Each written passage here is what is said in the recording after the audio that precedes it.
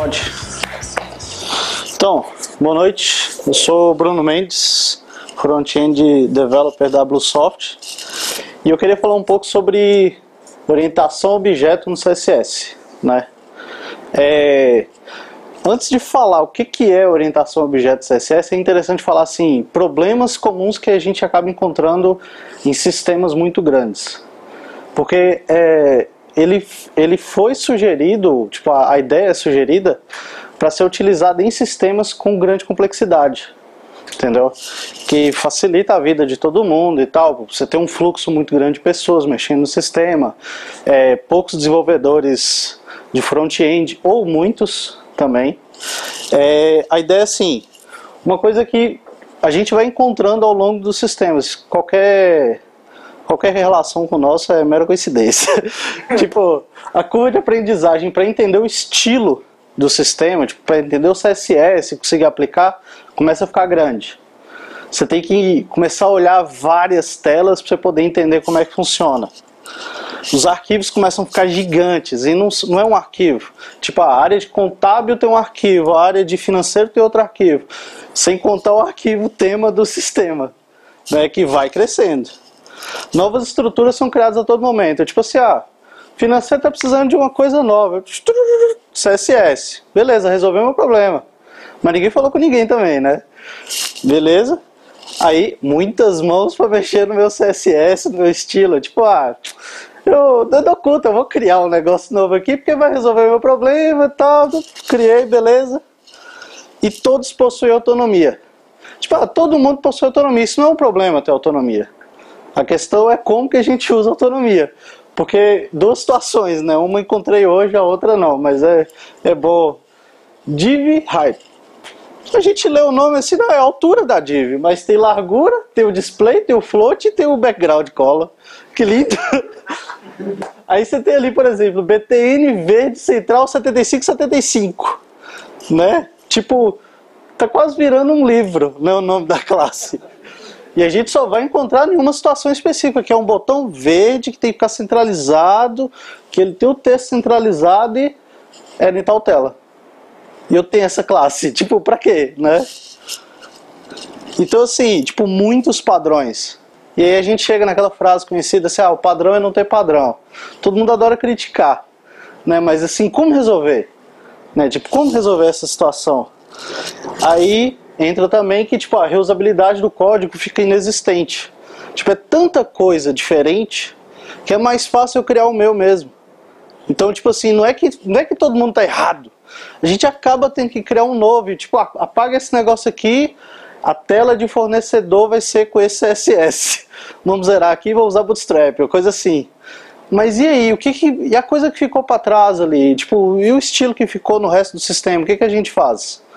Né? Então, dois princípios básicos que a gente pode pensar.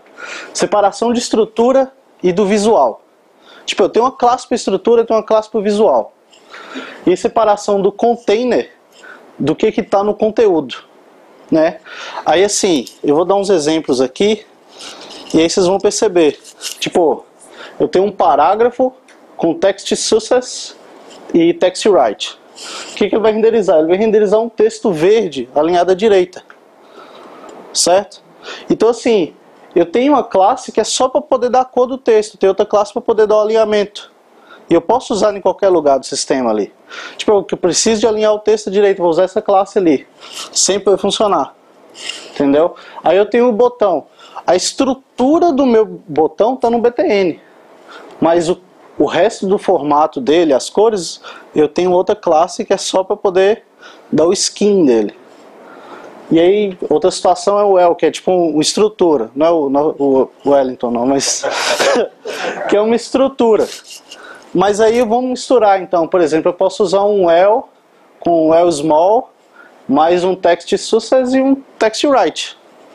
Beleza, eu misturei várias coisas e eu consegui um resultado completamente diferente.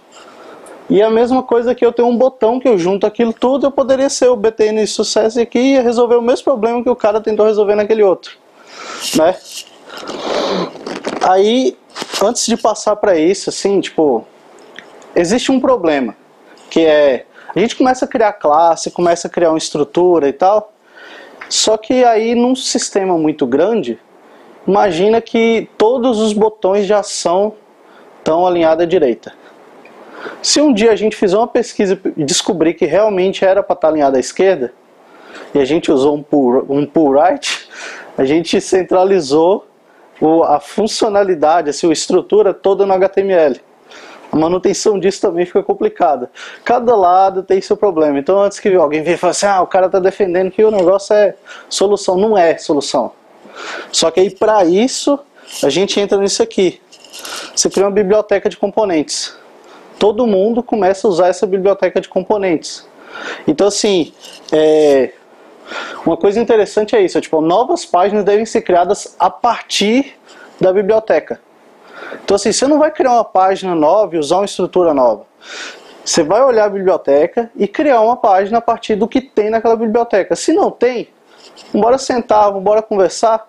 Porque tipo assim, se é uma discussão de todo mundo, se é questão de autonomia, então vamos embora ter autonomia de modificar o framework. Entendeu? Então tipo assim, você vai crescendo a necessidade do sistema. O ideal é que nenhuma página nova tivesse que ser criado um CSS novo.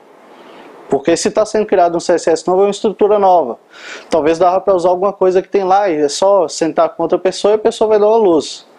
Mas já que tem, então a gente cria um componente que vai ser usado no sistema inteiro. A gente já cria componente na parte de programação back-end, por que não faz no front? Né? Então tipo, você cria os módulos e reutiliza. E você sempre tem que revisitar a sua biblioteca de componente. Alguma coisa vai estar errada lá, é certeza. Alguma coisa você escreveu CSS a mais, alguma coisa você está exagerando. Mas tipo, se você revisita a sua biblioteca e modifica ela com frequência, tenta dar uma limada ali, você vai ter um CSS enxuto, né? Aí, um exemplo que a gente está fazendo já no sistema do RP, que a gente já tem uma área de framework com os componentes que a gente está utilizando, né? E aí entra nisso que eu até comentei, né? Tipo, separação de preocupações. A gente começa a ter o que era para ser layout, que era para estar só no CSS, a gente começa a estar colocando ele no HTML. É um problema, não vou negar. Mudanças futuras de layout não se limitam só ao CSS. Só que tem a vantagem de que não era já só no CSS.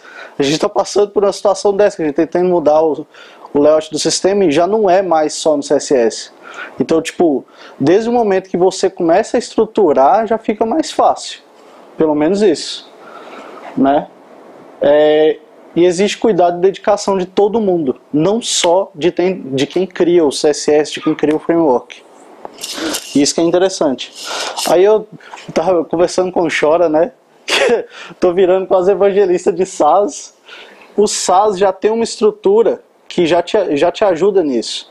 Você consegue modularizar as coisas e em vez de ser, tipo assim, na discussão de orientação a objeto com CSS, você separa a parte semântica, você tem semântica e skin.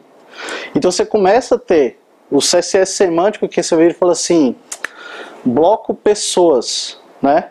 Então imagina que no seu CSS você desse um stand num outro elemento ali que tem essa estrutura que você precisa. Então você começa já no CSS, você já começa a fazer a sua organização e você começa a usar só CSS semântico no seu HTML. Você não vai precisar daquele btn write, btn isso, aquilo outro. Nem sempre, mas tem muita situação que você ainda vai precisar. Entendeu? Então assim, é começar a usar. A gente está tendo essa discussão que tipo, o pré-processador hoje em dia de CSS já está vindo para resolver isso. Tipo, o grande problema de orientação a objeto com CSS, de criar modularização, de sistema gigante, o pessoal começou a usar pré-processador para resolver esse problema, para poder ajudar. Então, tipo, eu vou fazer uma apresentação depois de como usar os dois, mas é isso. Se tiver dúvida, tem uns links, qualquer coisa conversa comigo depois. Beleza.